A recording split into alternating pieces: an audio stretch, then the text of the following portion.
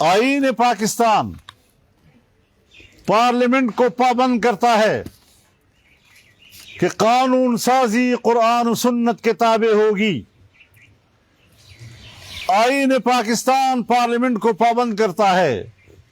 کہ قرآن و سنت کے منافی قانون سازی نہیں ہوگی۔ آئین پاکستان اسلام کو پاکستان کا مملکتی مذہب قرار دیتا ہے اور اللہ تبارک و تعالی کو کل کائنات کے بلا شرکت غیر حاکم مطلق مانتا ہے، اور پاکستان کے جمہور کو جو اختیار و اقتدار اس کے مقرر کردہ حدود کے اندر استعمال کرنے کا حق ہوگا، وہ ایک مقدس امانت ہے، اور مسلمانوں کو اس قابل بنایا جائے گا کہ وہ انفرادی اور اجتماعی طور پر اپنی زندگی کو اسلامی تعلیمات و مقتضیات کے مطابق جس طرح کے قرآن پاک و سنت میں اس کا تعین کیا گیا ہے ترتیب دے سکیں گے۔ یہ ہمارا آئین کہتا ہے،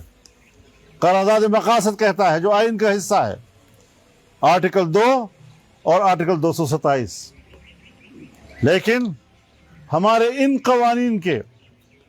اغراض و مقاصد کو واضح کیا گیا ہے، اور اس میں کہا گیا ہے کہ اقوام متحدہ کے عالمی ایجنڈے کی بنیاد پر ہم یہ قانون پاس کر رہے ہیں۔ اسی کا نام غلامی ہے۔ اب وہ دور ختم ہو گیا کہ دنیا کو آپ قانونی بنا لیں، لیکن ترقی پذیر اور پسماندہ ممالک کو غلام بنانے کے لیے عالمی سطح کے ادارے اور عالمی سطح کے معاہدات سیاسی حوالے سے، دفاعی حوالے سے، اقتصادی حوالے سے وہ ہمیں اس طرح غلام بنا رہی ہیں کہ اگر اقوام متحدہ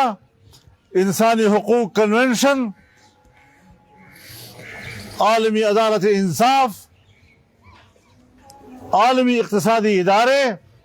وہ کوئی پالیسی بنائیں، قانون بنائیں،